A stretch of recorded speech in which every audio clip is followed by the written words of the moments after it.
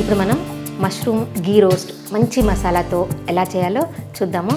ఈ కర్రీ దేంట్లోకైనా బాగుంటుంది, అంటే రైస్లోకైనా, చపాతీలోకైనా, రోటీస్లోకైనా, ఫ్లేవర్ రైస్లో కూడా సూపర్ ఉంటుంది. తప్పకుండా ఒక్కసారి ఈ స్టైల్లో ట్రై చేసి చూడండి.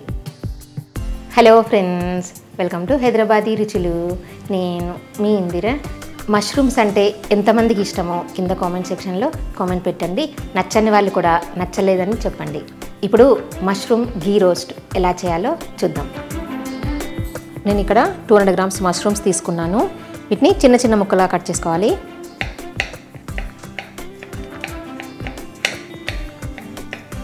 ఇలా అన్ని ముక్కలు కట్ చేసుకొని పెట్టుకోవాలి. మనకు కావాల్సిన సైజు ముక్కలు కట్ చేసుకోవచ్చు.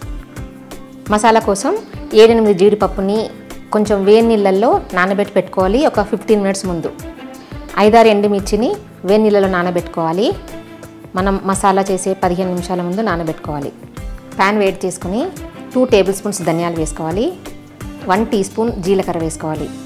1/2 టీ స్పూన్ మిరియాలు వేసుకోవాలి. వీటన్నిటిని వేయించుకోవాలి. డ్రైగానే వేయించుకోవాలి. స్టవ్ సిమ్లో పెట్టుకొని వేయించుకోవాలి. ఇవి మంచి వాసన వచ్చిన తర్వాత వేరే ప్లేట్లోకి తీసి పెట్టుకోవాలి.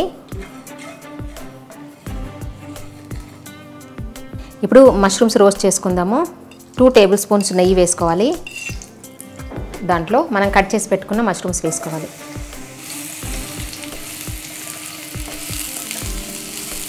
వీటిని 2-3 నిమిషాలు వేయించుకోవాలి.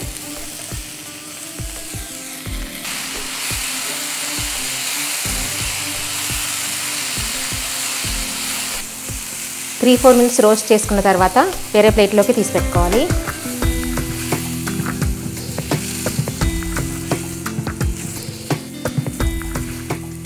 ఒక మిక్సీ జార్ తీసుకొని మనం వేయించుకున్న ధనియాలు వేసుకోవాలి. 5-6 వెల్లుల్లిపాయలు వేసుకోవాలి. 2-3 అల్లం ముక్కలు వేసుకోవాలి. నానబెట్టుకున్న జీడిపప్పు వేసుకోవాలి. నానబెట్టుకున్న ఎండుమిర్చి వేసుకోవాలి. ఎండుమిర్చి మన కారాన్ని బట్టి వేసుకోవాలి.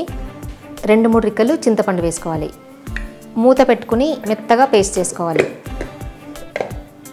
ఇలా మెత్తగా పేస్ట్ చేసుకోవాలి. అదే ప్యాన్లో 1.5 టేబుల్ స్పూన్ నెయ్యి వేసుకోవాలి.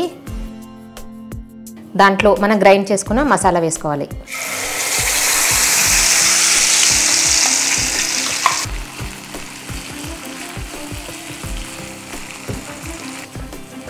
ఈ మసాలాని 1 నిమిషం పాటు బాగా వేయించుకోవాలి.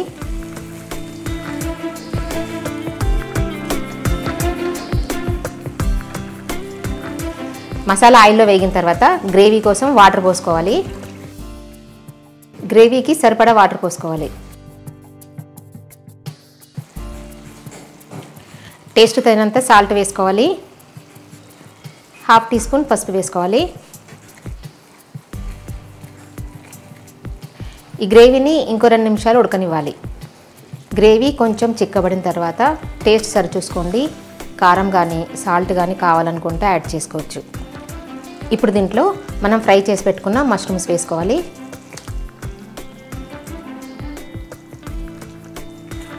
కలుపుకుని స్టవ్ సిమ్లో పెట్టుకుని 2 నిమిషాలు ఉడకనివ్వాలి.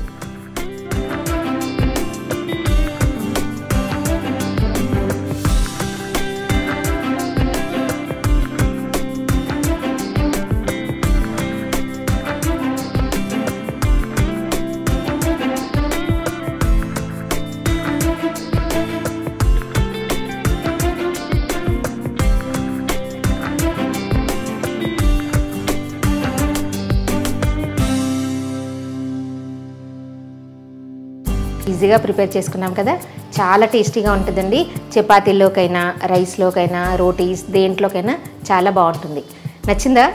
ఈ వీడియో నచ్చినట్టయితే కింద లైక్ బటన్ కనిపిస్తుంది కదా, ప్రెస్ చేసి ఫ్రెండ్స్ అందరికీ షేర్ చేయండి. సజెషన్స్ ఏమని చెప్పాలనుకుంటే కామెంట్ సెక్షన్లో కామెంట్ పెట్టండి. నా ఛానల్ ఎవరైనా సబ్స్క్రైబ్ చేయని వాళ్ళు ఉంటే తప్పకుండా సబ్స్క్రైబ్ చేయండి.